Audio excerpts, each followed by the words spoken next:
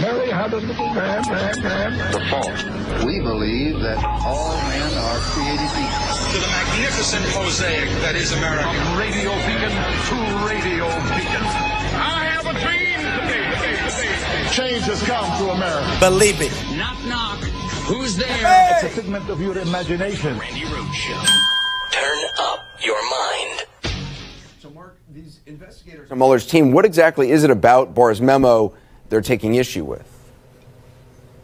Well, as we say in the story, this is kind of about how the narrative is shaped in these early days after this very consequential investigation. As we know, Barr put out this very kind of bare bones letter about the summaries. And what we've heard is that there's some frustration among members of the team that it didn't really capture the extent of the findings, that there is a lot more in there that is, more damning for President Trump. And, as we know, right after that came out, there was the President Trump and his allies saying, well, clearly this is a full exoneration. So, and by the time that the report comes out in maybe in the next few days, maybe people's opinions have hardened or people have moved on. So it's really about shaping history at this point. And thus far, the Attorney General and the President have had the first say.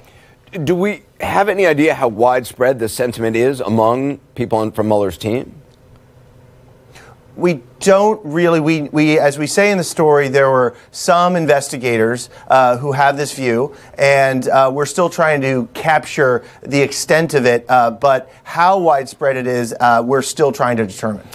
All right, so there you have it. Last night, the New York Times, that's Mark Mazzetti, who is one of the authors of that article that appeared in the New York Times last night. That's the title of it was, "Some on Mueller's team say report was more damaging than Bill Barr revealed." Well, looky there. Isn't that something? So it seems that members of the Mueller team are able to speak if they finally get tired of being lied about. Isn't that special? That Bill Barr actually did do exactly what we said yesterday at the top of the show, that he cherry-picked the best parts. And didn't I tell you yesterday? Didn't I say there is nothing in the Mueller report that's left? The 42 words that Bill Barr cherry-picked, and I kept saying, if life is such a bowl of cherries, why are we in the pits, right? Because he cherry-picked the 42 best words he could find and decided to play a PR game with all of us and put out, whoever goes first, whoever speaks first, controls the narrative. And then Idiot Boy goes to Michigan and does this unhinged, straight-to-the-vein, Adderall-induced speech in Michigan saying this completely exonerated me. And people who had read even the 4-page summary that Bill Barr wrote summarizing what he thinks, what his opinion of the Mueller report is, we all said, oh my God, he's getting out ahead of his skis. He's getting out ahead of his skis and there's no snow on the mountain. Oh, this isn't going to be good. And of course, that's exactly what happened. And so Twitter, this is the crazy thing. It happens like this. Happens real fast in real time, sometimes ahead of real time. Before somebody even hits, a publish, people have already, and they're reacting, and people are tweeting at me. I mean, it was so nasty. It was so disgusting, especially the transparency people just got on my last freaking nerve. And they're still doing it, the transparency people. They're still defending, Bill Barr's memo, which is very strange and sick. Because they haven't read the Mueller report. And these are the transparency people. These are the journalists, right? These are the ones that really care about the American people knowing what's happening to them at all times. And oh my God, we're going to start a war in Venezuela. All this tripe that goes out that appears as if it's coming from legitimate people who also haven't read this report. And all I was saying, the curious minds want to know what is in that report. Curious minds want to know, why couldn't Mueller do the thing that he was charged with doing? And that was to find out if the firing of James Comey was a reaction to the Russia thing, and if that constituted obstruction of justice. And apparently he couldn't answer the question. So Bill Barr decides to step in and answer it for him, which is really interesting because it took Bill Barr 19 pages in an unsolicited memo as a job audition for a return appearance for U.S. Attorney General to the sequel for the millennials 2.0. U.S. Attorney General 2.0. Right. It took him 19 pages to explain to the president, the president's legal team, why the president could never, ever be charged with obstruction of justice, but only 4 pages to summarize a 22-month investigation into which was a counterintelligence investigation with an added extra attraction of also answering the question of whether or not the president obstructed the counterintelligence investigation. And apparently members of the Mueller team are not happy about the way that their report was being portrayed by Bill Barr, especially since there is no need for a portrayal by Bill Barr at all if they just released the Mueller report. See, and this is why people are saying, I am not ready to give the benefit of the doubt to Bill Barr. You know, Wolf, I'll tell you why I don't give this Attorney General the benefit of the doubt. If he came to the job clean, without any history in this investigation, I would say yes, give him the benefit of the doubt. Right. But he didn't. He wrote a 19-page legal memo, which was basically a job application saying, if you pick me for your AG, I will have your back on the obstruction of justice case. And that's exactly what he's done. And then there's William Barr. It took him 19 pages to evaluate and assess and offer his thoughts on obstruction of justice before he even saw the evidence in front of the 22-month investigation. A 19-page letter was then distilled down to what? A page, a little under a page, if you think about formatting, of what he now surmised of the actual Mueller probe. The notion that there would not be some disconnect between what was ultimately found and what was conveyed really is a farce, and particularly because anybody who is literate would have been able to read even those limited words from Mueller contained in that Barr summary to show that the president's narrative is actually a false one. There was not a total exoneration, particularly with respect to obstruction of justice, because you have to have, and to allude to your point, Allison, there is information out there that actually posed some sort of conundrum for Mueller and his team. There was evidence that he had to weigh on both sides of the issue. It seems that the Barr summary only presents the side that actually weighs in favor of Trump. But if they actually were not able to reach a conclusion, then that is what is so important and substantive that we have to see it. Yes, we have to see it. I don't know why I'm getting a portrayal if it's already been painted. So, first question here. Are you concerned, based on the stories in the Post and the Times, that the Attorney General whitewashed the special counsel's report with his summary? Oh, I don't doubt at all that that Mr. Barr did that. I mean, the fact of the matter is, he was hired to do that. He applied for this job with a 19-page memo saying he disagreed with the theory of law about the obstruction in this case. So I think he was put in place by the White House to do exactly what he did, was to keep this report from getting to the American public and arguing against obstruction, despite a 2-year investigation which said he couldn't be exonerated. The line in the Washington Post was notable to me because this indicates, and I'll read it, it says, some members of the office were particularly disappointed that Barr did not release summary information the special counsel team had prepared. It appears that the special counsel summarized their own evidence, scrubbing it because they've been around a while and know you can't put confidential information in there or grand jury information, scrubbed it for public consumption. But the special counsel did not release that summary. He in effect summarized the summary. If Bill Barr did that, did he overstep his duties as Attorney General? No, absolutely. And I believe what he did that was worse is he misled the American public. Oh. That's why this report needs to get out. It's a complete form to Congress. There's a process in place to protect classified information. There's a process in place to deal with the grand jury information. We can do all that, and the American public can find out exactly what the Mueller report is telling us. Yes, we can do that. I don't know why we're not doing that. I'm not sure why we're getting opinions from Bill Barr when we know now. There's a follow-up story, the New York Times story. There's a Washington Post story today, too.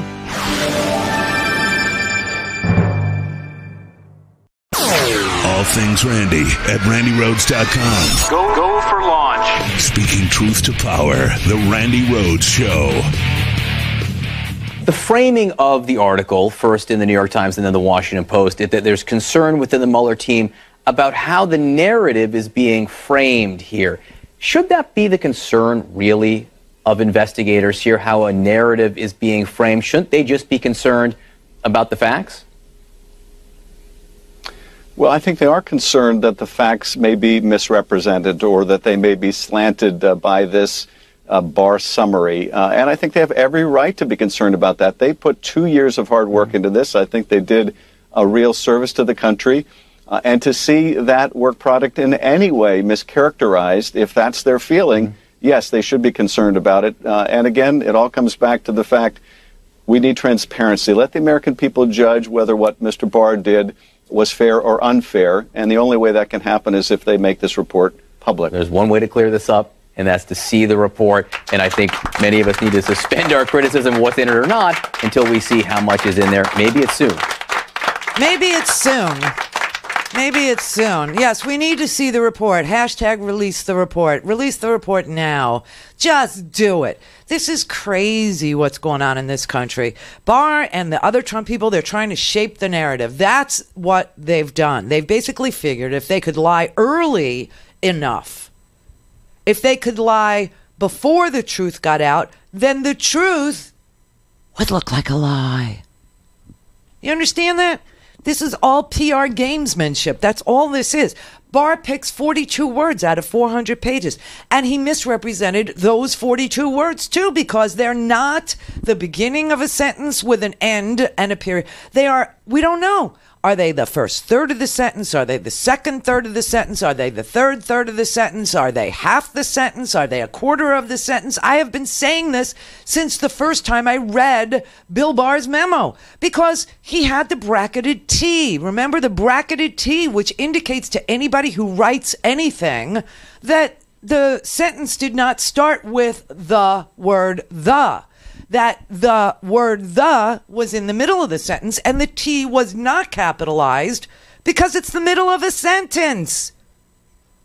You know what this is like? Can you imagine? Okay, so we go through like a whole jury trial, let's just say. Okay?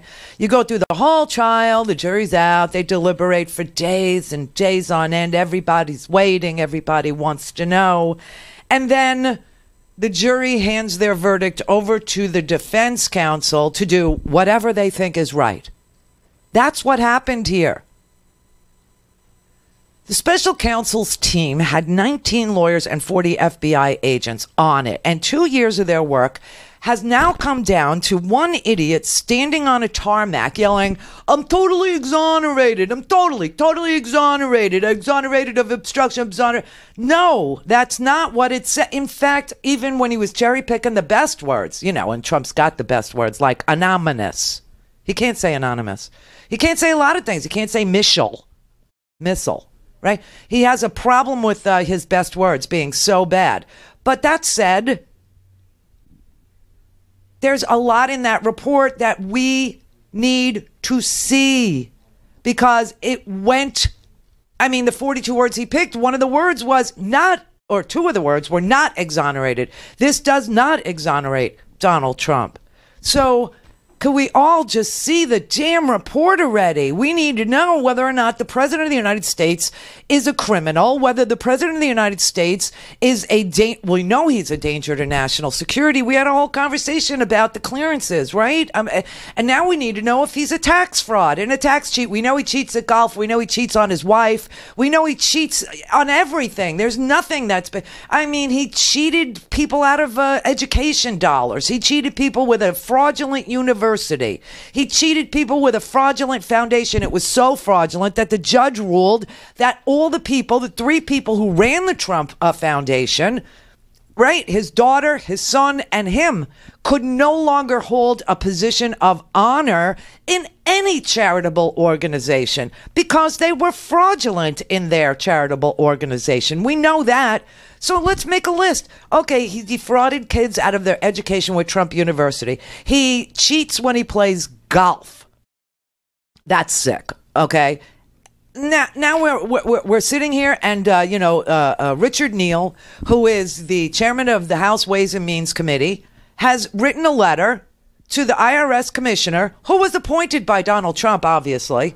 And so he's written a letter to the IRS commissioner and tells the IRS commissioner that under our IRS code, he is entitled, as the chairman of the House Ways and Means Committee, he would also be entitled if he was the chairman of the Senate Finance Committee. But the Senate Finance Committee chairman is a Republican who isn't interested in whether or not this man cheats on his taxes, when we know he cheats on his wife and he cheats at golf and he defrauded students and he defrauded, his own charitable foundation. They're not interested in finding out whether or not the president cheats on his taxes. What are the chances he doesn't?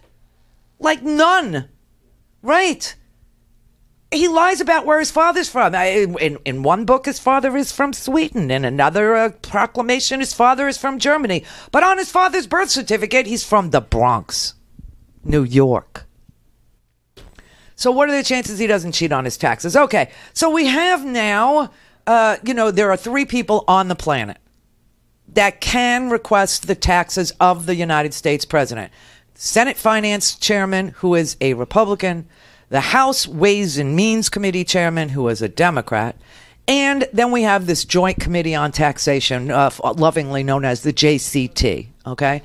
Anybody, those 3 people, can ask the IRS commissioner to produce any American's taxes for use only in Congress, for use only private for Congress, so Congress can conduct its oversight. Now, here's a little rule, I don't know if you know, but in researching who can ask for the president's taxes and whether or not we will prevail in requesting his taxes, the answer is clearly yes, because it isn't up to him. Okay, it's not up to Trump, and it's not up to Steve Mnuchin, the Treasury Secretary. It is up to it is in the law that the IRS commissioner must produce.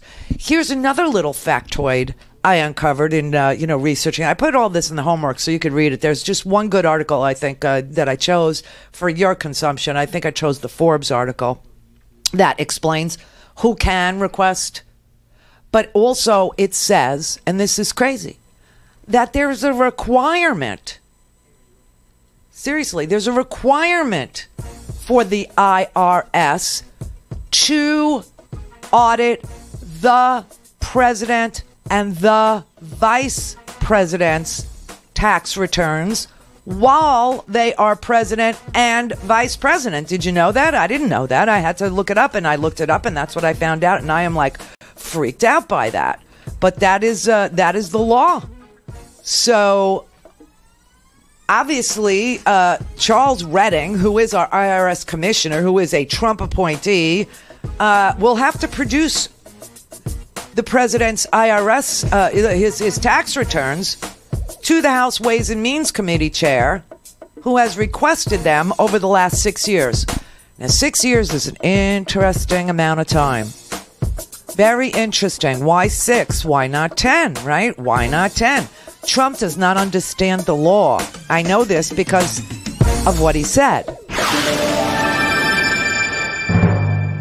Call in, connect. To speak to Randi, call 561-270-3844. 561-270-3844. Mr. President, the chairman of the Democratic House Ways and Means Committee moments ago asked the IRS for 6 years of your tax returns. Is that all? That's all. Oh, usually it's 10, so I guess they're giving up.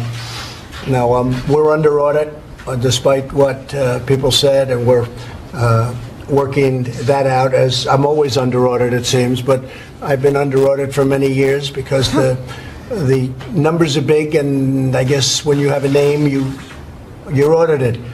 But until such time as I'm not under audit, I would not be inclined to do that. Thank you. Okay, thank you all very much. Appreciate it. Authorize of security. All right. So you know what the important part of that is? obviously he's sitting there telling you he's still under audit. And part of the request is to find out if he's under audit. That's part of it. The other part is to find out whether or not he is, a tax fraud, a tax cheat. The other part of it is to find out what his global footprint is. He said he's got thousands of employees. Another part of it is to find out if he's as charitable as he says he is. What charities does he give? All these things, right? There's a million things that we will find out in his tax returns. But what's so interesting is he doesn't understand the law. When they asked him, about his tax returns, they told him that the House chairman of Ways and Means was requesting 6 years. Oh, is that all? Because I guess they're losing because they used to ask for 10. Okay, listen. President, the chairman of the Democratic House Ways and Means Committee moments ago asked the IRS for 6 years of your tax returns. Is that all? That's all. Oh, usually it's 10, so I guess they're giving up. Usually it's 10, so I guess they're giving up. They're not giving up. The reason why 6? 6 is the statute of limitations for criminal tax matters. There are civil tax matters and there are criminal tax matters. And the criminal statute of limitations on, cheating on your taxes is 6 years. You can prosecute tax fraud within 6 years of the last conduct associated with that kind of criminal activity.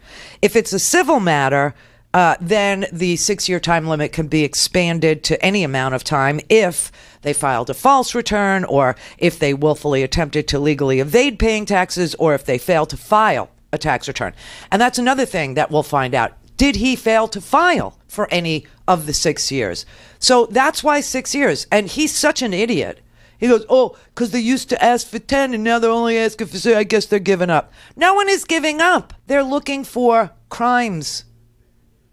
The Constitution still exists, Donald. It still is in play.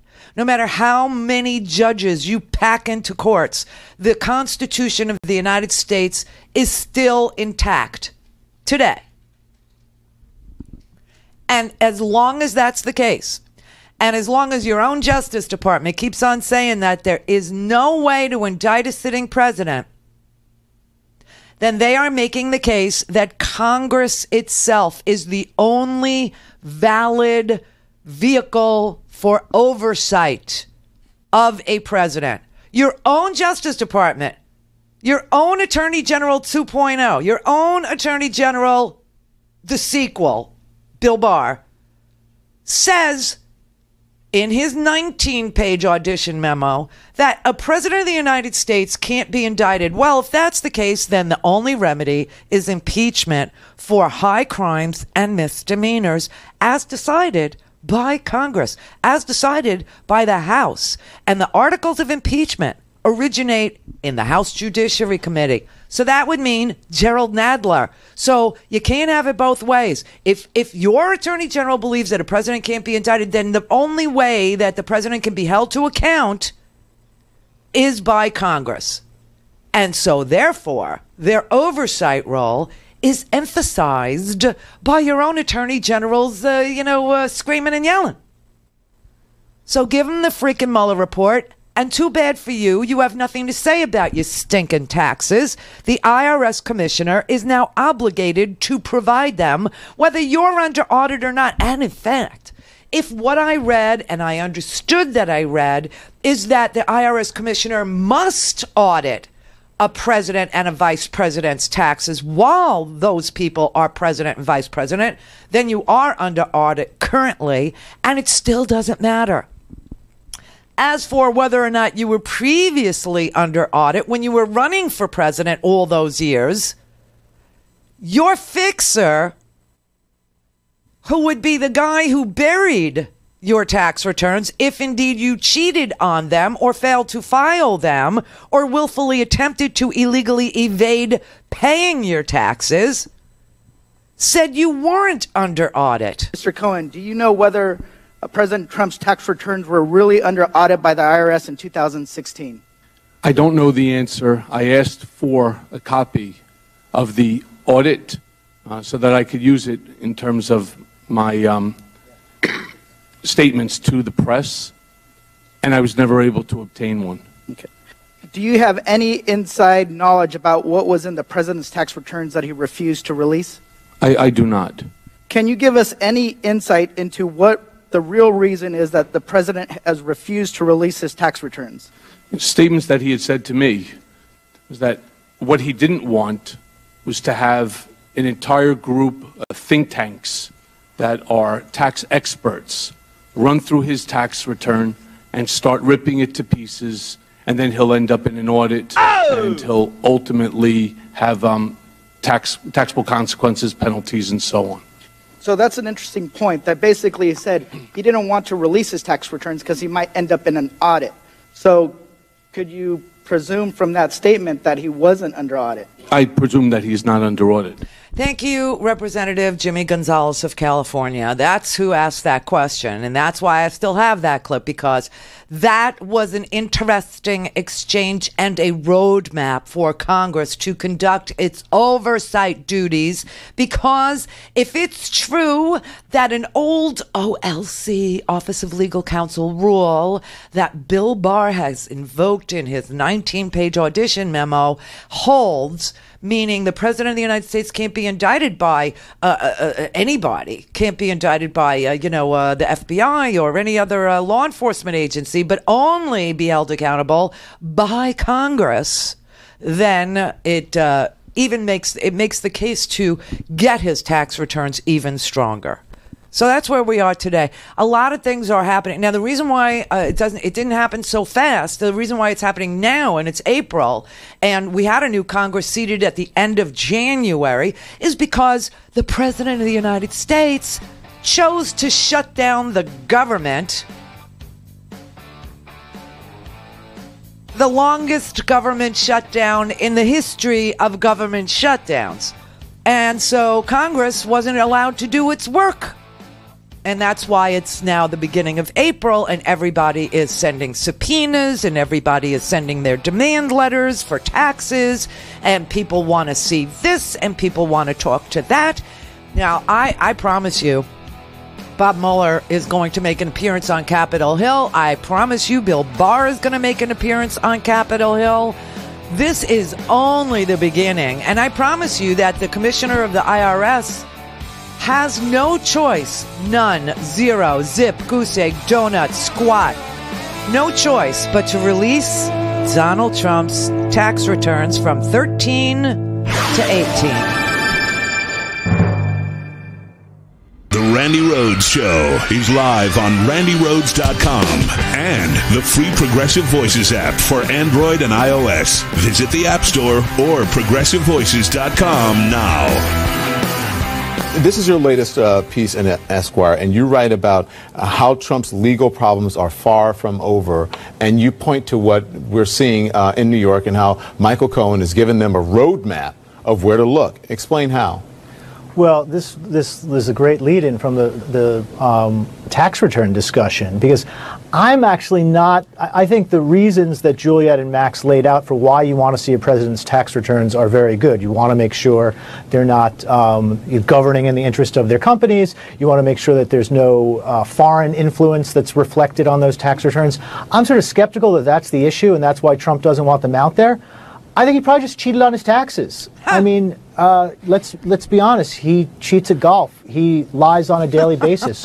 What are the chances that Donald Trump over the last 6 years did not cheat on his taxes?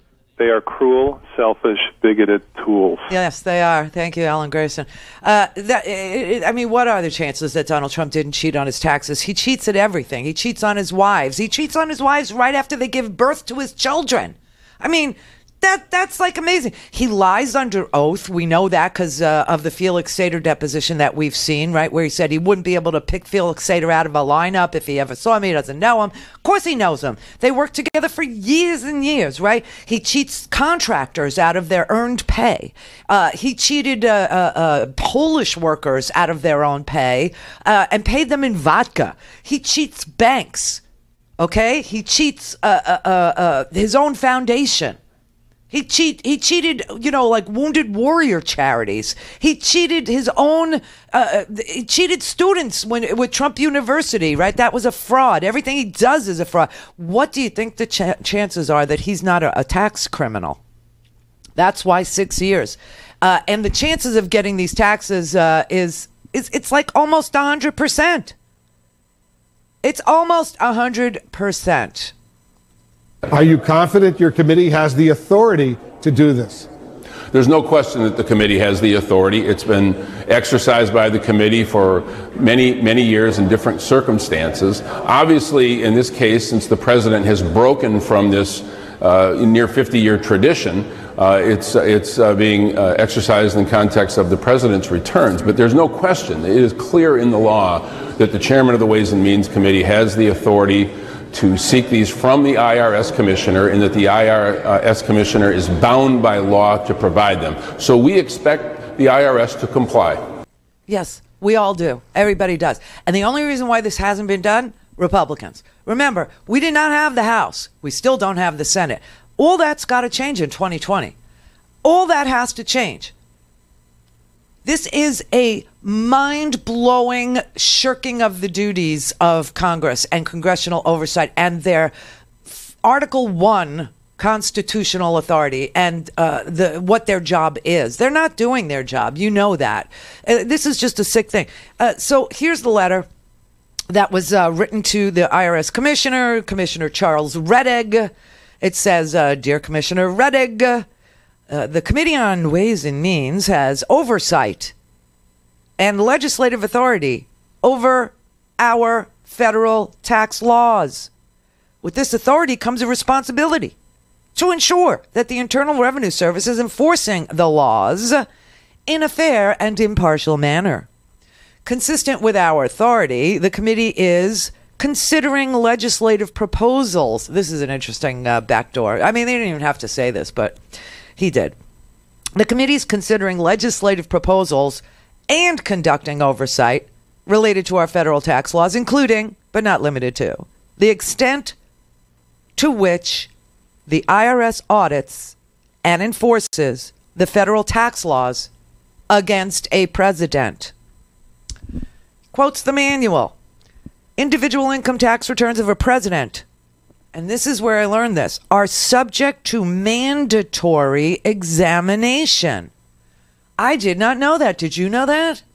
Mandatory. While you're president and while you're vice president, you are subject to Oh, see, now it's on my screen on me, too. I'm sorry. We're just having a little technical thing. See the blue dot? Yeah. Right there. Right there. What is that? Anyway, he says, that it's mandatory to examine a president and vice president's taxes. I did not know that. And that's why sometimes you need to read the letters that are being written or read the indictments that are being written or read the report that's being written and not somebody else's explanation or someone else's portrayal, right? And reading this letter, I was like, I did not know that. But then I looked it up and it is true. It's true that a president and vice president are under mandatory audit as they are president and vice president. And so part of this request is to make sure that the president is being audited as is required. So he says, under the Internal Revenue Manual, individual income tax returns of a president are subject to mandatory examination. But this practice is IRS policy and not codified in the federal tax laws. It's necessary for the committee to determine the scope of any such examination and whether it includes a review of underlying business activities required to be reported on the individual income tax return. So that's an interesting little factoid there. He says, pursuant to my authority under Internal Revenue Code section, and here's the one that's germane. Oh, now the dot is moving. Whatever you're doing, that's the dot. What were you just doing? Is that a mouse that you have, Brett? So I may have just figured out what's going on. It's your mouse, right? There's a certain spot where if I go over here, go over there, little growing pains, Randy, growing pains. Yeah, okay, good. So that was driving me crazy. Okay, but anyway, he says, he quotes the IRS code. And if you want to look it up, it's section 6103, paren, which means paragraph F, like you're effed, okay? And he said that he is requesting each of the IRS returns for the tax years 2013 through 2018. Now, that's 6 years. And 6 years is an interesting number because that is the statute of limitations on criminal tax fraud prosecution. So that's why. And also including 2017 and 18. Now, 18, as we all know, it's April, right? A lot of us haven't filed our personal taxes. I filed business taxes already, but I've asked, I don't know if I asked for an extension, and I have to ask Joey. Joey's my accountant. But I haven't filed my personal taxes yet. And so maybe Donald Trump will ask for an extension for 2018, you think? So that would limit the amount of production that is required by the IRS, right? If he doesn't do his personal for last year. Just thinking out loud. But anyway, they want the federal individual income tax returns of Donald J. Trump from 13 to 18.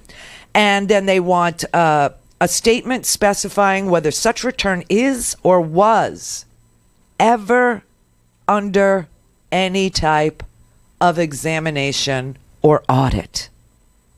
The length of any examination or audit. They want to see if the president was telling the truth all this time. That he's been under audit for like 3 years now. I mean, it's crazy. They want to know the applicable statute of limitations on such examination or audit. They want to know what the issues under examination or audit are or were. They want to know the reasons that Donald Trump's tax returns were selected for examination or audit. It's not because he has a name, you understand. There is a specific group inside the IRS that does high wealth individuals, okay? And there's also a whistleblower thing in the IRS code. I did not know this either. This is so fascinating. You know that if you report somebody to the IRS, this is almost Stasi stuff. This really should change. It really should. But if let's say you're a married couple and you got divorced, right? And you suspect that your husband or your wife is cheating on her tax returns, if you go to the IRS and I don't want to say this word, but if you finger her for being a tax fraud or a tax cheat, and there's money recovered by the IRS, you get 30% of whatever amount they recovered. Did you know that? I don't even think I want you to know that. Yeah, it's whistleblower protection. And it says in this Forbes article that I put in there on the homework today, it says a great many audits and recoveries are the result of whistleblower actions. Whistleblowers can receive up to 30% of the amount that the government collects for tax fraud by reporting their ex-spouses, their employers, damn, wish I would have known that years ago, or others. In 2017, the IRS collected over $3.6 billion in revenue from taxpayers turned in by whistleblowers and paid the whistleblowers about $500 million since 2007. Wow, I want to see your tax returns. I want to see everybody's tax returns. I want to be a whistleblower. I want to make money on the side. Like Herman Cain does. Herman Cain has been, suggested to go to the Fed, to be on the board of the Fed. Herman 999 Cain, Pizza Man.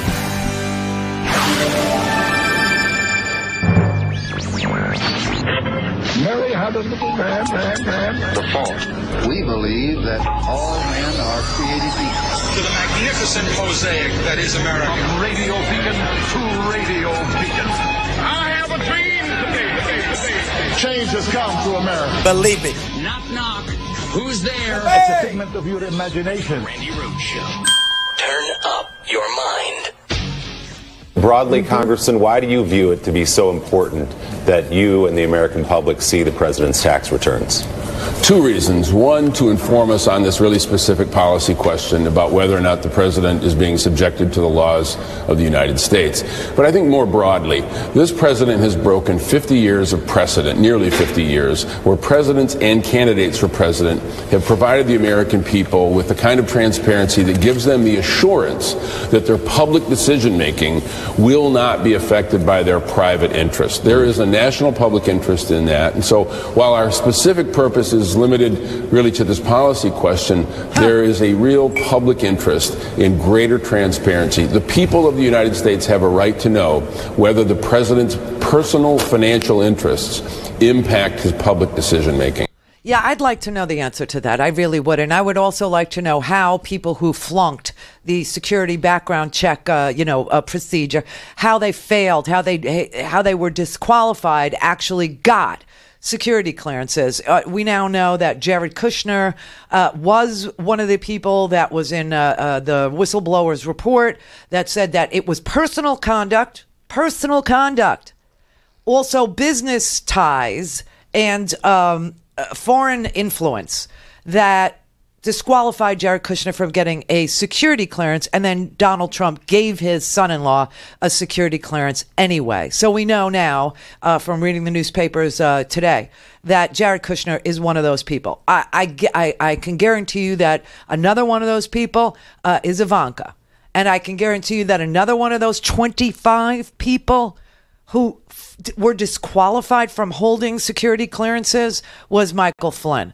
I don't know who the other, that's 3 people. So there were 25. I don't know who the other 22 are, but the idea that this man gives a rat's ass about our national security, the idea that we're safe or safer or somehow being protected by this president is bizarro world. And so, yes, I want to see his tax returns. I want to see what his global footprint is. I want to see if he cheats on his taxes the way he cheats on his wives, the way he cheats at golf, the way he cheats contractors, the way he cheats law firms, the way he cheats people that he does business with, and he says, I'll pay you, and then he gives you 10 cents on the dollar. I want to say, it's so interesting because David K. Johnston, who is a Pulitzer Prize winning journalist for the New York Times, who used to write their tax column, he has made it very clear to the American people that Donald Trump has been civilly fined for tax evasion, for tax fraud, twice. And 2 times he failed to defend himself. 2 times he lost. So, the big winner, I'm such a winner and I'm so successful. It turns out that everything about him is fraudulent, including where his father was born. I mean, there's just nothing real about Donald Trump. There's nothing honest about him. There's nothing, substantive about him. The only thing I could say that's real about him is he has no shame or empathy or sympathy. And he's sitting in the Oval Office right now, and he's talking about making Herman Cain a board member for the Federal Reserve. Herman Cain. Does anybody remember why Herman Cain had to stop running for president, or what year? All right. In 2000, the election of 2012, we had such great names on the Republican side running for president. We had Rick Perry, who's in charge of our nukes now, if you could believe that. We had Newt Gingrich, who is a chronic government shutter downer, right? A guy who loves to transfer wealth to the uber rich. He was running for president. Does anybody remember crazy Michelle Bachmann? Remember her? Congresswoman Michelle Bachmann. She was running for president that year. And we also had the former CEO of a pizza company that was so successful that it doesn't exist anymore. Godfather Pizza. And Herman Cain came out with his tax plan to transfer wealth from all of us to the rich, and it was called the 999. And that's what remember that? Right. Everything was 9. Everything would be taxed at 9%. You'd be taxed at 9%. Corporations would be taxed at 9%. We'd have a VAT tax on everything you bought would be 9%. 999 flat tax on every damn dollar. Every dollar. It was just crazy. Well, that's not why Herman Cain had to end his run for the president. He dropped his 2012 presidential bid in 2011 because a steady train of women came forward saying that he was physically assaulting them and forcing them into sexual acts. I only remember one name of one woman. Her name was Bialik. I remember her. She actually did a press conference and she put a face to it. And so it became very real. And after that, he wasn't able to continue with his 999 thing. And he ended his presidential bid. Now, back then, Donald Trump actually defended, of course he did, because Donald Trump is also a grabber of women in the various, parts that we should not be touched. Not talking about smelling hair, as weird as you might think that is. We're not talking about shoulders or putting your hand lovingly around a woman's waist to take a photo. No, we're talking about the Southern Triangle. Okay, is what we're talking about there. The V for victory. That's where Trump grabs, as you know. And so when it was reported that Herman Cain had sexually assaulted a number of women and that they were starting to come forward, Donald Trump told Fox News in November of 2011 that the women who reported Cain, quote, probably do love their names splashed across the front pages. I think Herman should take very, very strong action. I think he has to bring a major lawsuit against the women. Well, Herman Cain could not sustain his presidential run after Biala came forward. And what did he do? He then turned around and took the email list of supporters that he had created when he was running for president of the United States, but was, prohibited from continuing on by women. He took his email list of supporters and he started sending them sponsored content. And the sponsored content was really bizarre. It had all kinds of things like a weird. You ever see like these sponsored ads at the bottom of news sites, and CNN has sponsored ads.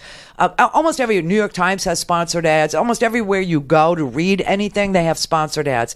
And one of those sponsored ads is always one weird trick you need to know, right? You know what I'm talking about. One weird trick. Or there's another one where the star of some old show, you should see her now, right? Those kinds of ads. Which Sex and the City character are you? Oh, well, no, that's a psychological profile. That's not a sponsored ad. That's psychological profiling. That's different. I'm talking about, they're trying to sell you something. So there's all these one weird trick things, or, a veterinarian can tell you why your dog stares at you. You ever see that one? Okay, so one of them was Herman Cain's, and it was one weird trick adds up to $1,000 a month in your Social Security check. And then there was another one called Wall Street, the Fed. This is why this matters. Wall Street, the Fed, and Congress are freaking out about this. He also had a sponsored ad, exceptional trades big enough to turn $1,000 into $1.6 million, which is barely legal to give, investment advice like this. Then he had another one called an IRS loophole that will change your life if you have an IRA or a 401k. Then he had one called the best place to hide your money. He also had another one, your IRA or 401k is now worthless. Those emails were sent to by Herman Cain. At first to the list of supporters who supported his presidential campaign. And then he started buying ads on the internet, and he would put a disclaimer on the bottom of it that would say things like, sender may receive compensation. All things Randi at RandiRhodes.com. Go for launch. Speaking truth to power, the Randi Rhodes Show. So I understand it's a major test for Steve Mnuchin. He has to make the legal argument on why these should not be released. Can he? Well, I don't know what that argument would be. I mean, I understand the president's argument that he's under audit, and an audit is private. So if he's under audit, he knows it, and the people doing the audit know it. The public doesn't know it. That would not be a defense. I'm sure this is going to end up in the court because Mnuchin is not going to release it voluntarily, even though the statute says Why would they do this? They're not happy with the Mueller report, and now they want to find something that maybe he's done illegal in his taxes? I think the behavior of the Democrats in the House is kind of apparent. One argument is, he made all these claims about his wealth and his business success, and that's the reason for electing a president. It's not a reason. And let's challenge that. And It's a political reason. Yeah. The other argument is he's a human being. He has and a taxpayer. He has the same privacy rights as the rest of us. Again, as I said, they did this to Donald Trump. They could do it to any of us. Oh boy, there goes Fox News. And in that little 52-second clip, there were so many inaccuracies. First of all, Steve Mnuchin has nothing to say about whether or not the IRS commissioner has to follow the law. Okay, it's stupid, and I don't know why they feed this swill to their audience. It's almost as if they're invested in your idiocy. You know, they profit off of your ignorance, and so they feed you all this crap. And I don't know what Napolitano is getting at here. I mean, obviously, there is no defense to producing your taxes or being audited when you're president. If it's the IRS's own policy to audit every sitting president while they're sitting as president and vice president. So why are they giving such misinformation? Why are they disinforming their audience? That's a question that, only they know the answer to. But being under audit does not prevent anybody from having their tax returns requested by Congress. Richard Nixon was under audit, and he had to release his tax returns. And the reason why Richard Nixon was under audit is because Richard Nixon was the president. And apparently, when you're president, you have to be audited for the years that you're president. This is to protect us from a president who isn't upholding the laws, who isn't seeing to the national security of the United States, who has some foreign debt, or is ripe for, is vulnerable to foreign governments. So I don't know why they sit there and say this crap. It makes no sense. But here's the truth: the Treasury Secretary says no. Then what? Well, it's really not up to the Treasury Secretary. It's up to the Commissioner of the IRS. That's who the letter was addressed to. And in fact, recently, when Secretary Mnuchin was before the Ways and Means Committee, he said the same thing. So the Commissioner of the IRS will follow the law. That's our expectation, that he will follow the law of the United States and deliver the returns that have been requested. It isn't up to Steve Mnuchin. So why do they sit on Fox News and tell you what if Steve Mnuchin doesn't want? Has nothing to do with him. Okay? What has to do with him is, that he's holding, he's at the mint with his wife or whatever she is, with gloves on, handling, our currency. I mean, with an ugly Birkin bag. So, I mean, why do they disinform their own audience? I honestly, for the life of me, will never understand what the benefit of watching that channel is if you wanted to understand the world around you. If you just want to be angry, that's your channel. If you just want to be, fearful, that's your channel. But if you wanted to understand the world around you, or if you wanted to understand who's actually required to audit the president, and when and why, and what we're looking for, and what the letter said, and who he wrote it to, and who Richard Neal is, and that there are 3 people on this planet that can request anybody's tax return in the United States, and those 3 people are the chairman of the Joint Committee on Taxation, the JCT chair, the Senate Finance chair, and the House Ways and Means Committee chair. Those are the 3 people, and they are entitled to have the law followed, and they are entitled to see any American's tax return. Doesn't mean that they can publish it. Doesn't mean that, they're behaving as if, they could just, strike out against you and make you an example or so. That's just not what the law says. It's also not what the law requires. The law requires that a president be audited. Obviously, this has been thought about by minds greater than Steve Ducey. All right, David in North Miami. Hello. Hello. There's a lot of empty space.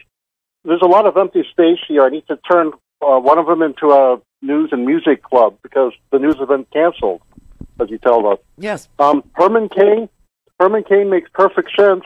He's the reason why we have low tip wages, why the valets in Miami Beach only make $6 an hour plus tip in some of the richest real estate on the planet.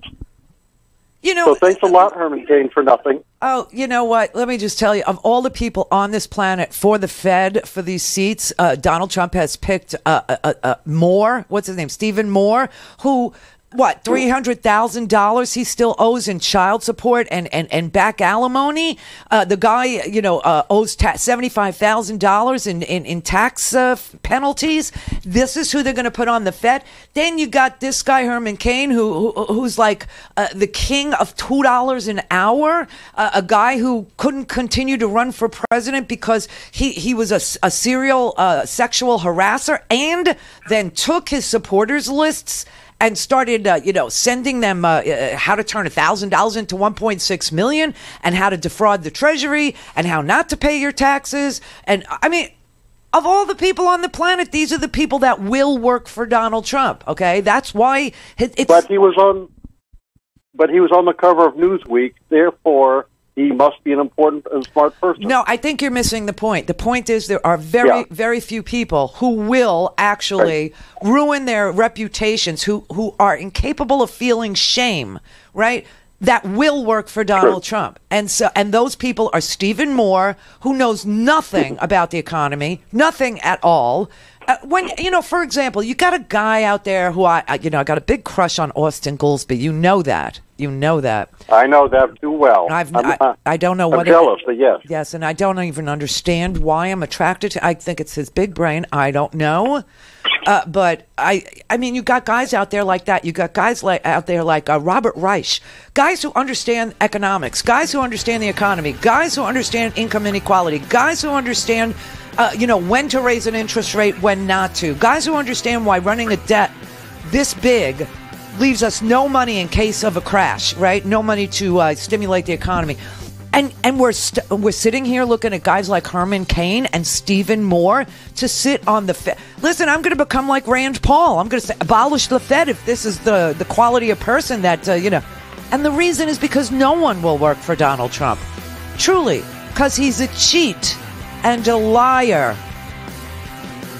There's a guy who used to work for Donald Trump. I guess he ran the casino business for Donald Trump. And the reason why he quit isn't because Donald Trump was so stupid that the House always lost under Donald Trump. It's because Donald Trump just congenitally lied. He couldn't take it anymore.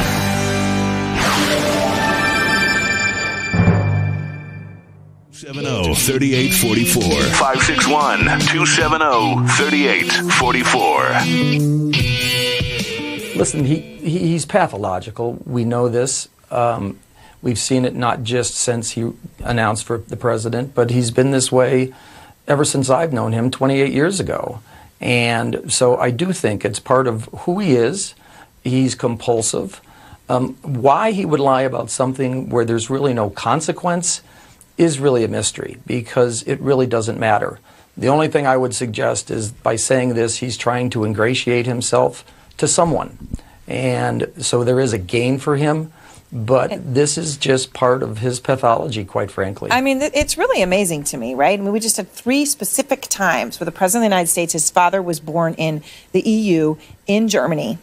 Trump's father died when Donald Trump, the President of the United States, was in his 50s, okay? I find this actually really quite disturbing.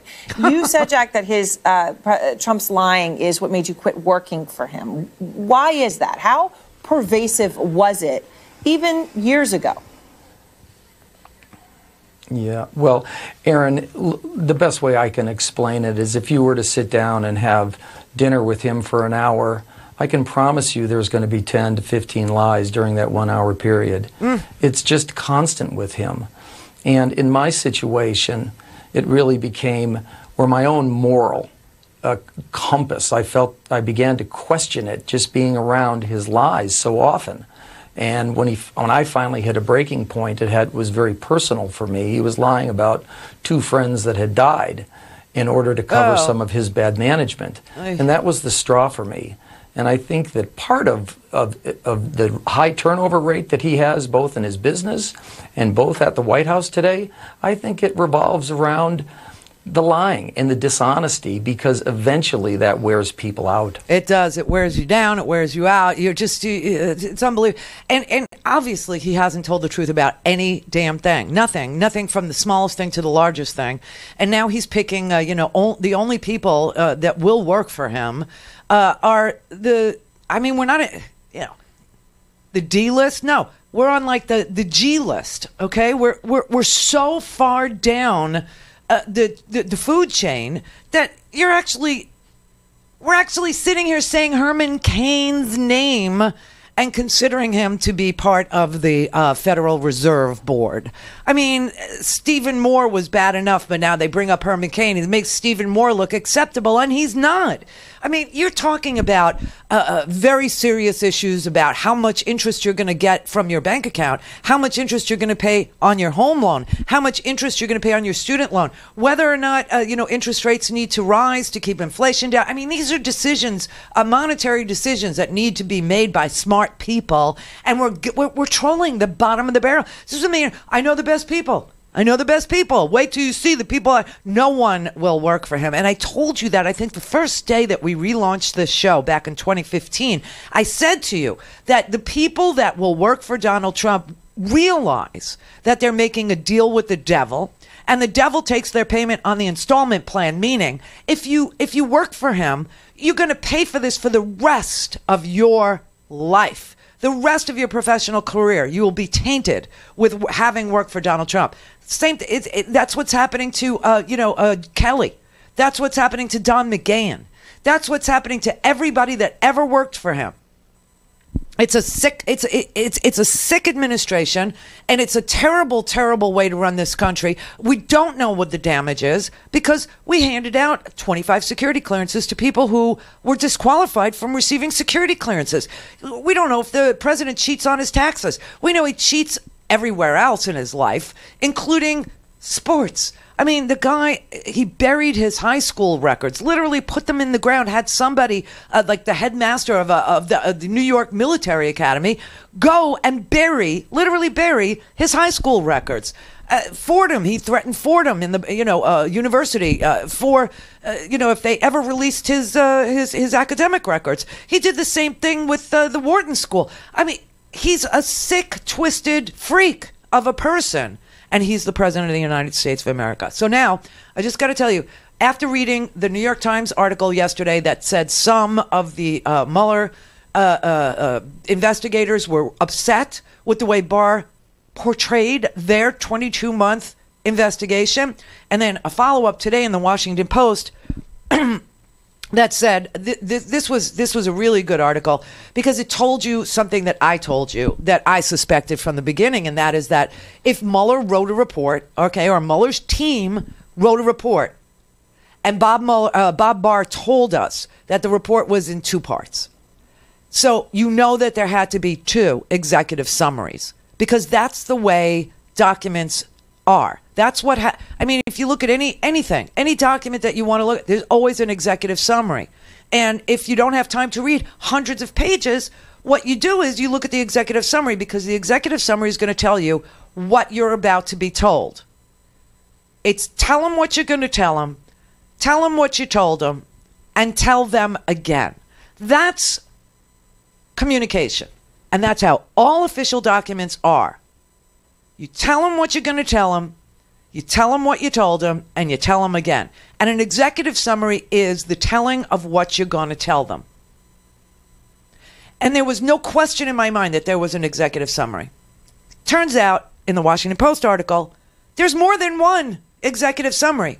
There are summaries of Mueller's findings, at least in two places. And Mueller was writing them for public consumption. And so they need very little or no redaction because he was writing the report with an eye for the public to see it. And those summaries are already public ready. And Barr could release them right this second. It's 11 days since we saw this Barr report about how he was going to portray 400 pages of the actual Mueller report. And 11 days later, we don't have anything but the 42 cherry-picked words, and some of those words say, did not exonerate Donald Trump. And that was the best happy face he could put on it. So now the Washington Post article says, members of Special Counsel Robert S. Mueller III's team have told associates that they are frustrated with the limited information Attorney General William P. Barr has provided about their nearly 2-year investigation into Russian interference in the 2016 election and whether President Trump sought to obstruct justice, according to people familiar with the matter.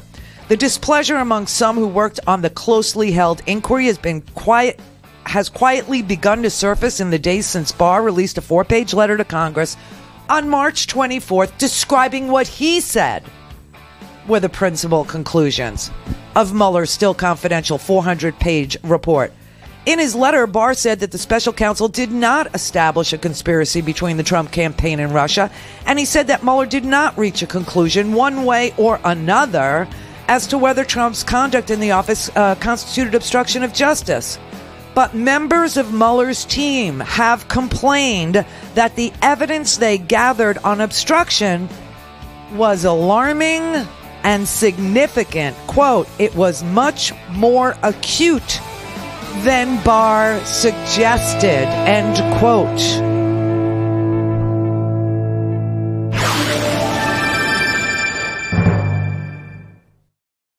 This is the Randi Rhodes Show. To speak with Randi, dial 561-270-3844. That's 561-270-3844.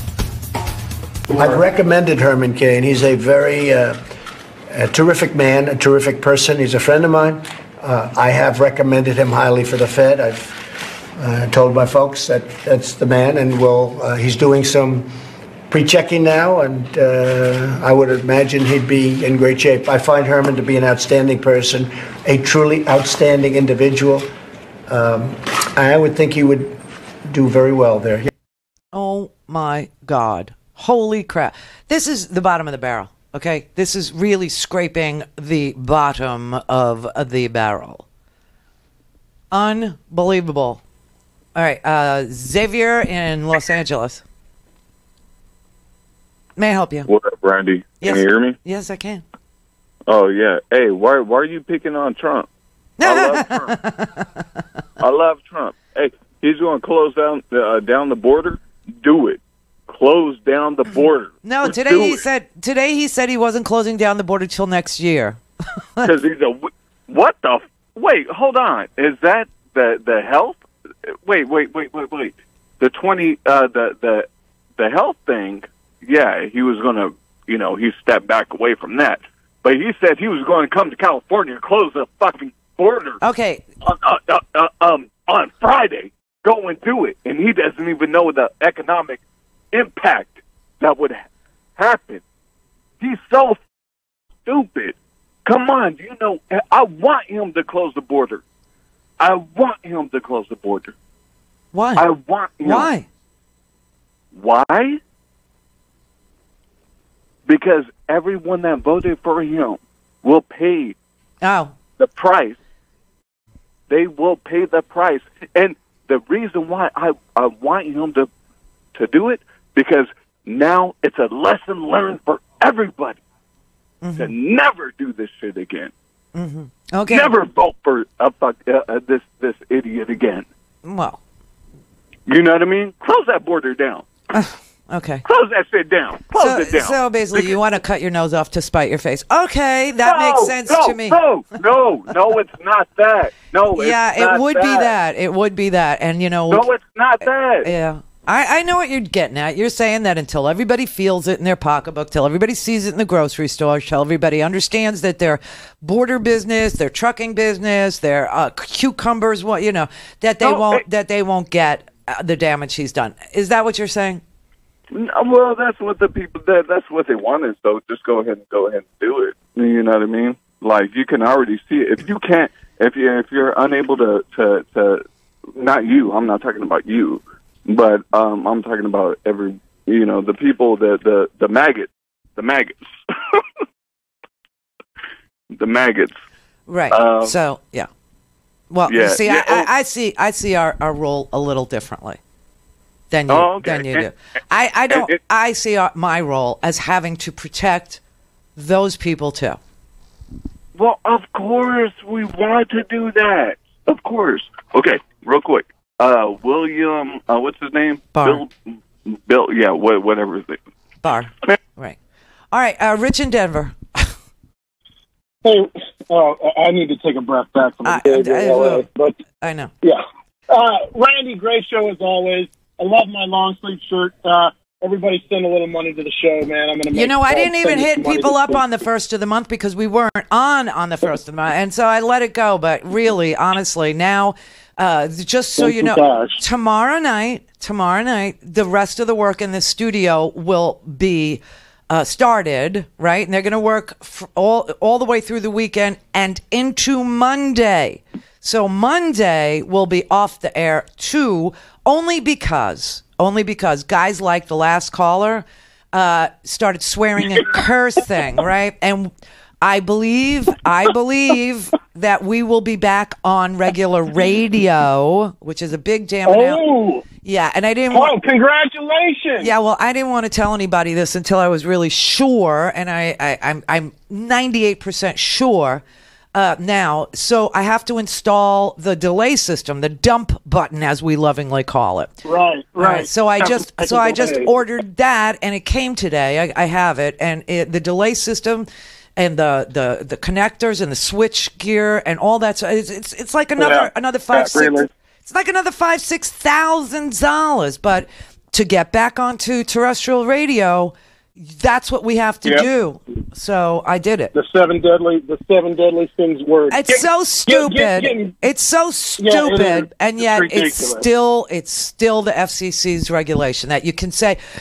What you can say and what you can't say is so strange. It's just so it makes no sense. You could say bitch and you could say bastard. Yeah, but you can't. It makes about as much. But you can't say shit. Go ahead. You can't say shit. Right. It makes about as much sense as a screen door on a submarine or an elevator in an outhouse, Randy. Yeah, right. And you got to give us a shout out. Whoa for that, But you can do it after the call. A couple things, Randy. If you go to bed at night and there's no snow on the ground, and you wake up in the morning, there's snow on the ground. You didn't actually see it snow, but you can make a pretty educated. A take that it snowed in the middle of the night. We're not on the G team, Randy. We're on the L team, the lie team, for everybody who goes for this White House.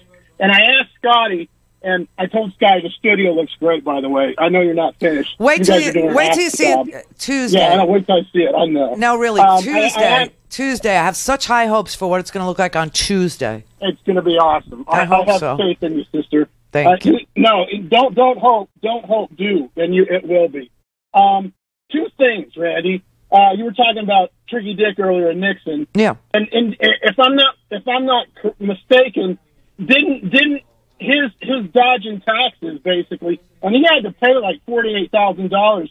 Didn't that rule of future presidents having to show their taxes basically? Well, not required, but it started after Nixon, didn't it? It was that where presidents started showing their tax returns? Yes, because the vice president of Nixon? Because the vice president of the United States at the time, Spiro Agnew, actually was a tax cheat and a tax fraud, and he had to resign. And then Nixon had to resign. Right. And so we ended up with a president that nobody elected, the Speaker of the House, Gerald Ford. And so and so everybody started showing their taxes, and it's been the case for 40 years. Right. Yeah, and the second thing is to the OLC, Randy. No, they have said that, but there are legal scholars, Randy, that have challenged and said because nobody's tried it. No, that's not the case that you can't indict a sitting president. It's just that nobody's tried it.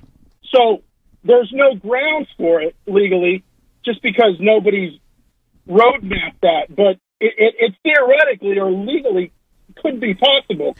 I'm asking, what do you think? Well, with this Supreme Court, I think not. And I think Mueller thought not. So because of this Supreme Court. So that's that. And then, of course, there is a way in our Constitution to hold a president accountable to the law. And that's Congress. And so by saying that the president can't be indicted, it makes the role of Congress even that more important. So what I was saying before the break is, in this Washington Post article, where they say that the obstruction was alarming and significant, and that there was immediate displeasure from the team when they saw how the Attorney General had characterized their work instead of publishing their summaries, I say that the summaries must be released right freaking now. Like now. Right. Yesterday. Yes. Yeah. Like it's 11 days. We're 11 days in, and we should have had those summaries now. It'll be. We're 13 days in, Randy. It'll be 2 weeks tomorrow. It was 2 weeks ago tomorrow. I'm losing track of time. No, you work so hard. You know, and I heard last night and God love you, sister, for your work. Thank you for your work. I heard last night on Rachel Maddow that Mueller or Barr said that he was meeting with Mueller, basically going over the report. Is that, you think that's because I know you emailed me back on that with I think it was I get the Dave from New Mexico. I sent you that email. He said it was David Pacman, the progressive. Oh, that yes. During the commercial, and we keep playing that, and he's wrong. Yeah. Well, so just to let you know, I mean, so. Yeah. Hey, Randy, have a wonderful day. I love you, sister. Have an awesome weekend. And Thank you. Take care and keep up the fight. You too. No, Mueller is working with Bill Barr. And in fact, Congress would now like to see the communications between Bill Barr and Bob Mueller. But I would, I don't know what's involved in getting that kind of information to go public. But I will say summaries were prepared for different sections of the report with a view that they could be made public. The report was prepared, according to one of the officials who is familiar with the report. The report was prepared, and this is a quote, so that the front matter from each section could have been released immediately or very quickly, the official said. It was done in a way that minimum redactions, if any, would have been necessary. Release those.